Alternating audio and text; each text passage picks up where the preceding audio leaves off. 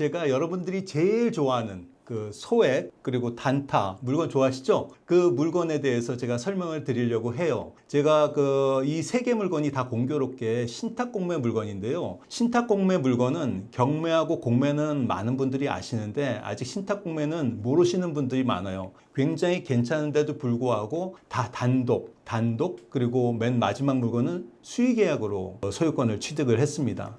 그래서 첫 번째 물건은 2021년도에 저희가 이제 수강생이 낙찰을 받은 물건이거든요. 이 안양 오피스텔 이 세 개의 물건들이 인접해 있는 그 지역에는 특징이 있습니다. 안양 초등학교가 그 구역 안에 있어가지고요. 그 학부모들, 안양초가 도보로 뭐 한 3분에서 5분 거리에 있는 그런 물건들이고요. 이 모든 분들이 다 아파트에 사시면 좋겠지만 아파트에 사실 수 없는 분들이 계시거든요. 아파트의 그런 편한 그런 편의시설은 다 이용을 하시면서 가격은 좀 더 아파트보다 훨씬 더 저렴한 그런 수요를 공략하는 그런 지역으로 보시면 되겠습니다. 그러면 첫 번째 물건으로 한번 들어가 볼게요. 세 개 지역이 다 붙어 있거든요. 세 개 그 위치가 다 거의 인접해 있는 물건인데요. 그래서 2021년도에 풀하우스라는 그 오피스텔이거든요. 역시 다 방 3개, 화장실 2개입니다. 2억 3,250만 원에 낙찰받았어요. 단독으로. 근데 이 물건은 그 교보 자산 신탁에서 이제 진행을 했던 물건이라서 잔금일은 한 달을 줘서 2021년도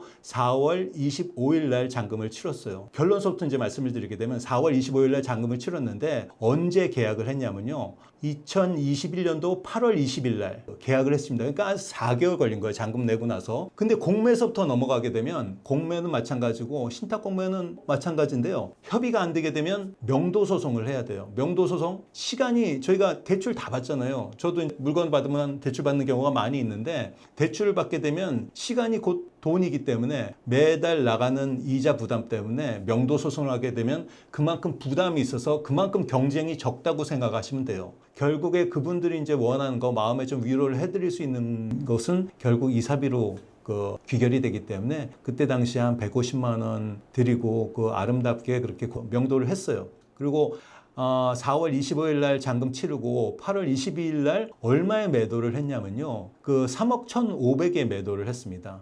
양도 차익이 무려 6,483만 원 정도가 돼요. 6,400만 원 좀 넘거든요. 그러면 이 물건 같은 경우도 신탁 대출을 받아가지고 대출을 한 85% 정도 받았으니까요. 들어가는 돈이 이제 소액이니까 소액으로 불과 잔금 내고 4개월 만에 그렇게 매도를 했던 물건인데 그 이후에 제 동생이 한번 경매를 배워보고 싶다고 그랬거든요. 제 동생도 제가 2009년서부터 이제 경매를 시작했는데 항상 옆에서 물어봐요. 근데 물어보기만 하고 안 해. 한 건도 제가 그렇게 수십 건, 100건 가까이 그렇게 낙찰을 받고 그렇게 진행을 하는 동안에도 한 번도 낙찰을 못 받았어요. 그런데 요번에는 이제 좀 이게 괜찮다고 이제 본인이 생각을 했겠죠. 이쪽 안양 만안구 안양동이거든요. 행정구역상으로 그렇게 되는데 이쪽 지역에는 신탁공매 물건이 그렇게 많이 나오지 않아요. 그 얘기는 뭐냐? 그만큼 물량이 소화가 잘 되고 그만큼 신탁공매 물건이 안 나오기 때문에 물량이 소화가 잘 되고 그만큼 귀하다는 거예요. 왜 귀하냐? 제가 말씀드렸잖아요. 초등학교 있고 교통호재 있고 주위에 아파트의 그런 편익을 같이 누릴 수 있는 수요층이 대기를 하고 있다고. 그래서 이 물건이 나온 거예요. 다운캐슬이라고. 이 물건이 나와가지고요. 언제 낙찰을 받았냐면 9월 달에 낙찰을 받았어요. 9월 달에 낙찰을 받았는데 제일 최저가까지는 안 가고 최저가 좀 위에서 저희가 낙찰을 받았습니다. 이건 낙찰을 받았거든요.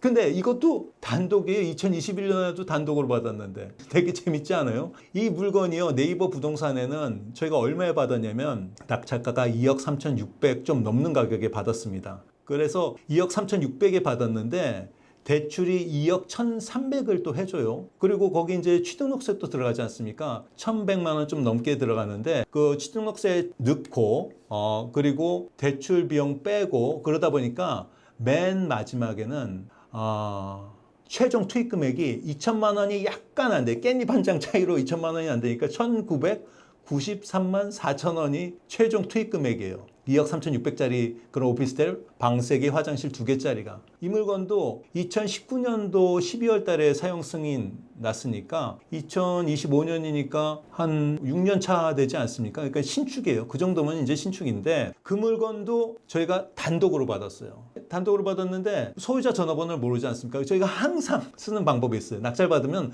무조건 그날로 가요. 그러면 가가지고 포스트잇을 딱 붙여요, 문에다. 뭐라고 붙이냐면요. 안녕하세요. 낙찰자입니다. 오늘 못 뵙고 가서 연락처 남깁니다. 연락 주세요. 거기까지만 남겨요. 그러면 거의 100%는 없는데 99% 그날 저녁에 모르는 전화번호가 하나 떠요. 그래서 이제 얘기를 하게 되면 이제 처음에 굉장히 당황을 하죠. 그런데 그 시간이 지나면 그런 감정들은 좀 가라앉고요. 그래서 이제 연락을 받았어요. 받아가지고 이제 집을 방문을 했습니다. 방문을 했는데 뭐 다 사연이 있죠. 다 사연이 있는데 이 물건 같은 경우도 저희가 2억 3,600에 받았는데 이분은 분양을 한 3억 2천에 받은 거예요. 그러면 취등록세가 아마 한 1,000만 원 넘을 겁니다. 그래서 한 3억 3천이 넘어요, 원가가. 근데 오피스텔은 안 오르거든요. 그래서 네이버 부동산에 한 3억 3천, 3억 2천에 그렇게 브리핑이 되고 있었어요. 그래서 쭉 얘기를 듣는데 살림살이가 굉장히 많더라고요. 그리고 뭐 집은 깨끗한데 약간 뭐 그 안에서 이제 담배 피우고 그러셔가지고 좀 냄새도 좀 나고 아무튼 그랬는데 이분이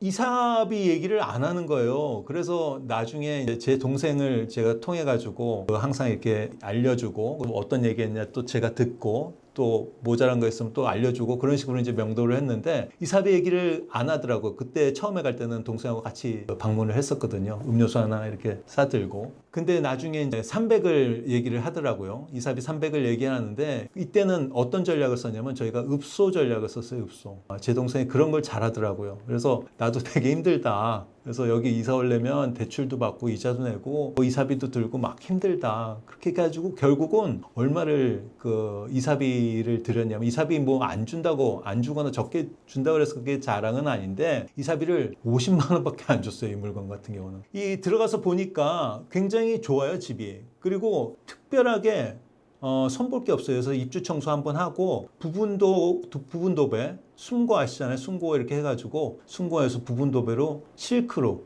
50만 원으로 부분도배 하니까 아주 집이 수납 공간도 좋고 아주 깨끗해졌어요. 그래서 이 물건을 저희가 이제 나름대로 제 동생하고 전략이랄 것도 없는데 전략을 하나 짰습니다. 전략이 뭐냐면 뺑뺑이 전략. 그 얘기가 뭐냐면요.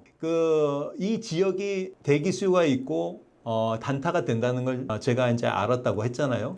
그래서 이 물건을 팔아야 되는데 팔려면 또 이사 갈 데가 있어야 되지 않습니까? 그래서 이 근처에 있는 집이 있는지 그거를 계속 알아본 거예요. 알아봤는데 여기서 알아보니까 이 근처에 개성 하이빌이라는 그런 집이 있어요. 근데 아까 그 다솜캐슬 두 번째 물건 같은 경우는 14세대인데 이 물건은 33세대. 그리고 분양가가 아까 거는 다솜은 3억 2천이었었는데 이건 3억 3,300, 뭐 300도 안 깎아줬나 봐요. 3억 3,300이에요. 그러니까 좀 더 비싸요. 그래서 이 물건도 그 계속 2024년 그 11월서부터 진행이 됐는데 2024년도 12월까지 저희가 2025년도에 그 수의 계약을 했는데 그 마지막 절차가 될 때까지 아무도 입찰을 안 한 거예요. 모르니까 안 한 거거든요. 그래서 저희가 신탁회사한테 전화를 해봤죠. 그래서 이 물건 벌써 누가 또 계약을 했냐, 수의 계약을 했냐, 최저가까지 떨어진 그 가격으로 신탁 공매 물건은 그 수의 계약을 할 수가 있거든요. 굉장히 아름다운 제도죠. 그래서 수의 계약을 했습니다. 수의 계약을 했는데 수의 계약을 하면서 이 집에 이사 올 수가 있잖아요. 근데 이 물건은 무궁화 신탁이라는 데서 이제 진행이 되는데 잔금 날짜를 한 60일을 줘요. 그러면 저희가 계획을 세운 거예요. 아까 두 번째 물건에 저희가 이제 낙찰 받아가지고 명도까지 다 끝나서 집에 들어갔습니다. 입주를 했어요. 근데 세 번째 물건을 찾았잖아요. 이사갈 물건을 찾았는데 그 물건을 이제 명도를 해야 되고 잔금 날짜를 60일 주니까 지금서부터 그러니까 계약을 했을 때서부터 두 번째 물건을 부동산에 내놓게 되면 금방 나가면 좋고 금방 나가면 혹시 중간에 이제 갈 데가 없지 않습니까? 그럼 그 생각도 했어요. 중간에 짐을 컨테이너 보관하는 데 있거든요. 거기 잠깐 뭐 한 달이 될지 두 달이 될지 모르겠지만 그렇게 보관을 했다가 그 세 번째 집 명도하고 글로 이사 오자. 그래서 이 동네에서 이런 식으로 계속 뺑뺑뺑뺑 돌자. 그러면 한 건 할 때마다 최소 한 5천에서 많으면 7천, 8천 그 정도까지 수익이 예상되거든요. 그러면 1년에 한 2번만 하더라도 1억 정도 수익이 나요. 그게 안 해보면 카더라, 그럴 것이다 하면 안 믿어요. 이런 얘기 어디 하면 제가 사기꾼이라는 얘기 듣지 누가 믿습니까? 근데 이게 됩니다. 그래서 세 번째 물건은 또 이제 명도를 해야 되지 않습니까? 그래서 그 부동산에 내놨어요. 내놨는데 내놓고 나가지고 2022년도 5월 달에 저희가 이제 수익 계약을 했어요. 5월 달에서 광고를 했는데 그 집을 저희가 3억 2천에 내놨다가 3억 1천에 계약을 했습니다. 계약서를 썼어요. 그래서 제가 다 까는 게 제 취미고 제 특기니까 계약서를 오픈을 할 거거든요. 지금 오픈하는데 이 물건은 아까도 말씀드렸듯이 1억 1,900만 원이 최종적으로 들어왔어요. 근데 얼마에 저희가 매도를 했냐면 3억 1천에 매도를 6월 6일 날 매도를 계약을 했어요. 그러니까 그 5월 초에 저희가 그 세 번째 물건 수익 계약하면서 그때 이제 부동산에 광고를 했고 그리고 광고를 해가지고 2개월 만에 그 두 번째 물건을 계약을 했으니까 그럼 한 2달 걸린 거예요. 그러니까 이 수요가 이 대기 수요라고 할 것까지는 없겠지만 이 수요가 꾸준히 유입이 된다는 거예요.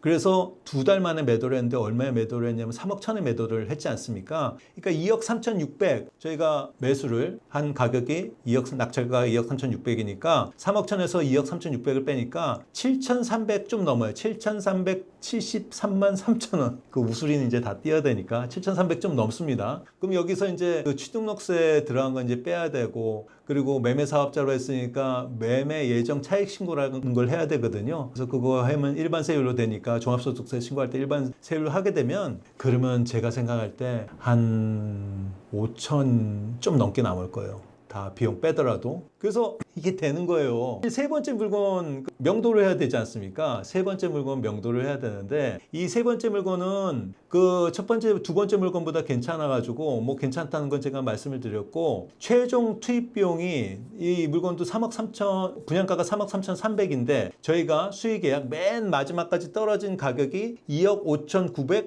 5,980만 원인데 10,000원 더 써가지고 1,000원 더 썼군요. 2억 5,900, 8만 1,000원에 수익 계약을 했습니다. 잔금 60일이 있으니까 잔금 아직 안 쳤어요. 6월 20일 날 잔금 쳐야 되니까 아직 잔금도 안 치고 명도는 그런데 끝났어요. 그래서 뭐 부가세 뭐 환급 받고 그리고 이제 취등록세 집어넣고 그리고 대출은 2억 2,500이 나왔거든요. 4.2% 이율로 해가지고 이것도 이제 신탁 대출을 받았어요. 그러니까 이건 최종 투입 금액이 2,900이 좀 넘습니다. 그리고 지금 현재 네이버 시세가 이게 한 3억 3천 정도 하는데 이거는 두 번째 물건 팔았으니까 일로 이사를 와야 되겠죠. 세 번째 물건으로 이사를 와야 되는데 이 물건을 있잖아요. 또 포스트잇을 또 붙였어요. 우리 늘상 하듯이 또 포스트잇을 붙여가지고 아까 말씀드린 대로 그런 내용이 딱 들어갔어요. 바로 또 연락이 오는 걸 모르는 번호가 딱 떠가지고 이분도 이사비 얘기를 안 하더라고요. 이사비 얘기도 안 하고 뭐 이사 날짜 잡고 이사도 굉장히 스피디하게 됐어요. 그래서 낙찰 받고 그러니까 여기가 수익 계약하고 나서 5월 달에 수익 계약하고 나서 한 20일 정도밖에 안 걸렸던 것 같아요. 빨리 그 다음 집 알아보시고 뭐 정산할 거 뭐 가스비 뭐 전기료 TV 수신료 다 정산하시고 관리비 미납된 거 다 정산하시고 그때까지 이사비 말씀을 안 하시는 거예요. 그래서 나중에 혹시 나갈 때 키 주면서 얘기를 할까 그랬는데 결국에는 안 하시더라고요.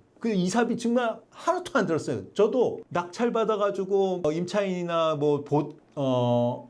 배당받는 임차인이나 그런 사람들한테 저도 이사비 줄 필요가 없거든요. 근데 배당 안 받고 그냥 소유주나 아니면 배당 못 받는 임차인이 있는 경우에는 이사비를 꼭 줬는데 이 물건은 이사비가 이사비가 발생이 안 됐어요. 참 이런 일도 있구나. 그래서 이게 뭐 자랑은 할 건 아니지만 이사비가 제로. 그 물건이었었고요. 명도는 잔금날이 제가 6월 20일 날이라고 말씀드렸잖아요. 6월 20일인데 명도는 한참 전에 끝났어요. 5월 말에 끝난 것 같아요. 5월 말. 계약하고 나서 한 달 안에. 그래서 그런 상태에서 저쪽 집을 이제 계약을 했잖아요. 그래서 이제 세 번째 집으로 이사를 오면 되니까 이제 뺑뺑이 전략이 성공을 한 거죠. 그리고 이 물건 같은 경우는 저희가 2억 5,900인데 2억 6천에 계약을 했다고 2억 6천에 계약을 하면 한 제 생각에 이 물건 같은 경우도 한 3억 3천, 3억 2천 그 정도는 받을 수 있을 것 같아요. 3억 2천 받는다고 하더라도 그래도 한 6천만 원 정도 수익이 나는 물건이니까 아까는 뭐 7천 얼마 났는데 이건 6천 날 것 같아요. 하다 보면 요 정도 예상을 하는데 그 거의 맞아 떨어지거든요. 그래서 이런 물건들이 그 신탁 공모에 이것도 아무도 5개월 동안 갖고 가는 사람이 없었어요. 얼마나 이게 재밌습니까? 이런 돈 되는 물건을 아무도 갖고 가는 것도 없고 갖고 가는 사람이 없어요. 그러니까 이 공부만 하면 이 공매 할만 하거든요. 근데 이 한번 해보려면 뭘 알려면은 경험을 해봐야 되는데요. 안다고 해서 경험을 할 수 있는 게 아니라서 아는 거하고 행하는 영역하고 그 넘어가는 게 그게 굉장히 어렵거든요. 그래서 처음에는 그런 물건을 하실 때 저 같은 사람이 옆에서 올바르게 포인트가 있지 않습니까? 저희가 공략을 해야 될 포인트가 있는데 올바른 방향을 알려주는 그 지은이 같은 사람이 있으면 시행착오 할 리가 없잖아요. 이 소액, 단타, 큰 돈 묶이지 않는 거 좋아하시잖아요. 소액, 단타 물건이 가능한 물건들이 있으니까 오셔가지고 한번 같이 하시면서 공부도 하고 그랬으면 좋겠습니다. 행꿈사에서 월세 부자반을 리딩하는 지은이었었고요. 다음에는 좀 더 재밌고 좀 더 유익한 물건을 가지고 다시 여러분들을 찾아뵙도록 하겠습니다. 감사합니다.